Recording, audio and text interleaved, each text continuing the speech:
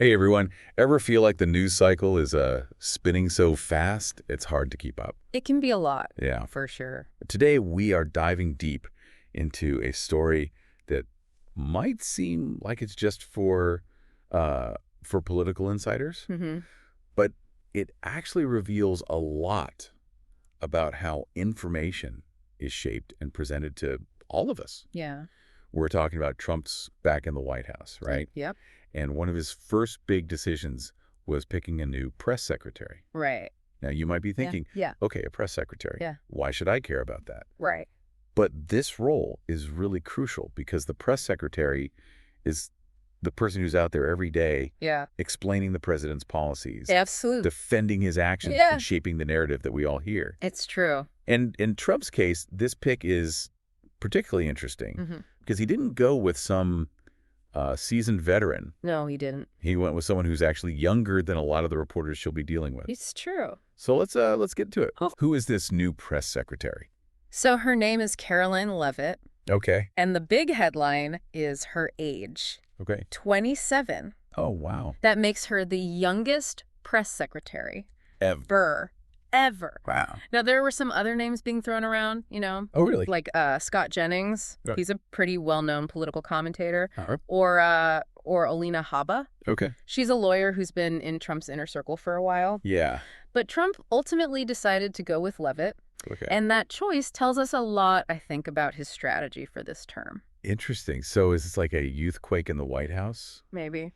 Is Leavitt going to be running TikTok campaigns Could be. and trying to get Gen Z all fired up about Trump's policies? Well, it's definitely a possibility. Yeah. And remember, Trump loves to shake things up. He does. So picking someone this young definitely sends a message. Yeah. But there's more to it than just her age. Okay. Leavitt's been around Trump world for a while now. Yeah. I mean, she was an assistant press secretary during his first term. Oh, wow. Then she ran for Congress. Okay. And then she was right back on his team for this latest campaign. Wow. So she's young, but not exactly a newbie. Right. Still, how does someone that young end up in such a high-profile position? Yeah. I mean, what does she bring to the table? Well, what's fascinating is that she has experience on both sides of the equation, you know?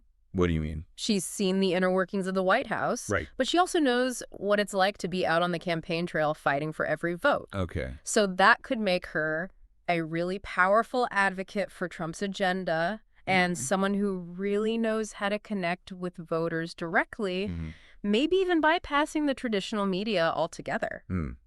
That makes you think about Trump's style, right? Absolutely. He's never been shy about going around the mainstream media and using Twitter or whatever it's called now to speak directly to his supporters. X. Yeah. Whatever it is. Like- So does that mean that Leavitt's going to be more of a social media guru than a traditional press secretary? Well, that's the big question. Yeah. And it really boils down to how much influence Leavitt will actually have. Okay. Some sources are saying that they expect Trump to essentially be his own press secretary, Oh, using social media to control the message. okay. So if that's the case, then Leavitt's role might be more about damage control Oh, interesting. and trying to translate Trump's often impulsive statements Right. into something that the public can understand. Okay. And make sense of it all. Yeah. And that's where it gets interesting for people like you and me. Okay. I mean, Yeah. think about it. Okay. If Trump is just going around the traditional media Right. and Leavitt's left trying to clean up the mess, how reliable is the information that we're actually getting? So you're saying this isn't just some kind of inside the beltway power struggle. Exactly. This is about whether we can even trust what we're hearing about the president and his policies. That's a big deal. It is. And we're already seeing a lot of chatter online, Oh. especially on social media, about conservative commentators who want to shake up the whole White House press operation. What does that even mean? Well, they're talking about sidelining the White House Correspondents Association, Okay. which is the group that traditionally gets access to all the press briefings Right. and gets to ask questions directly to the president and his team. Wait, so they're saying they might actually shut out some reporters? Potentially, yeah. How would that even work? Well, imagine a scenario where instead of having this group of journalists Right. with diverse viewpoints who are all trying to get their questions answered, you have a situation where access is based on What? how friendly you are to the president. So basically, only the outlets that agree with Trump get to be in the room. It's a possibility. Isn't that kind of like creating an echo chamber where we only hear one side of the story? That's the concern, and it's something I think we should all be paying attention to. Mm-hmm. Because if we only hear one side of the story, Right. it becomes that much harder to form our own opinions Yeah. and make informed decisions as citizens. That's a scary thought. Yeah. I mean, how are we supposed to know what's really going on Right. if we're only getting this really filtered version of the news? Well, it highlights this point Okay. that Ari Fleischer made. Who's that? He was George W. Bush's press secretary. Oh, okay. And he said something really interesting about this changing media landscape. What do you say? He said that the role of the press secretary has to evolve Mm-hmm. along with the media environment itself. Okay. The old rules are being rewritten, Yeah. and it's not always clear Yeah. what the new rules are going to be. So what does this all mean for Caroline Leavitt?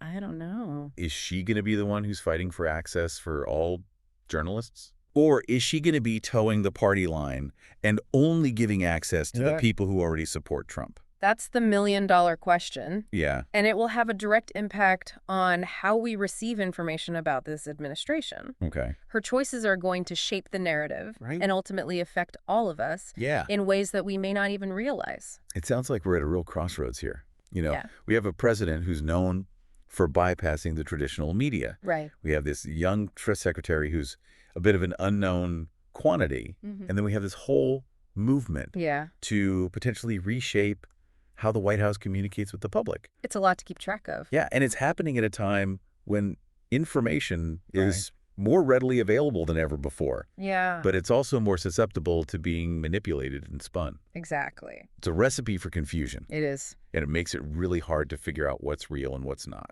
Especially for just the everyday person trying to get the news. Exactly. It's like we need a guidebook Right. for navigating this whole new information landscape. We do. What are some of the things we should be looking out for? Mm-hmm. How can we make sure that we're getting the full story? Well, I think the first step is being aware of your own biases. Okay.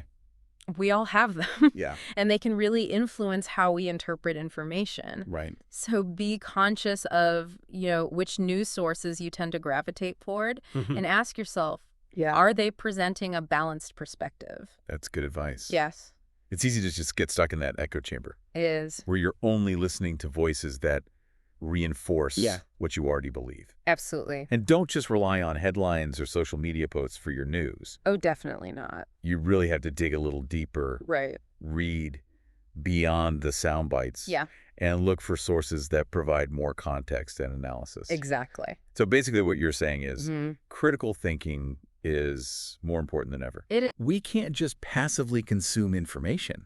Right. We have to be active participants in seeking out the truth. I love that. And remember, it's okay to disagree, Yes. even with people you respect. Absolutely. A healthy debate is essential in a democracy. It is. It's how we challenge our own assumptions and arrive at a better understanding of the issues. That's how we all learn and grow. Well said. It sounds like Caroline Leavitt's appointment as press secretary is just the tip of the iceberg. I think so. This is a story that's going to continue to unfold, Right. and it has major implications for all of us. It really does. The way information flows from the White House to the public Yeah. affects everything. Yeah. From how we understand policy decisions to how we view the world around us. It's something we should all be paying attention to. Absolutely. So to our listeners, Yes. we leave you with this Okay. in this new world of information overload Right. and all these shifting power dynamics. Yeah. How will you make sure that you are getting the full story? That's the question. Keep those critical thinking skills sharp. Yes. And until next time, keep diving deep.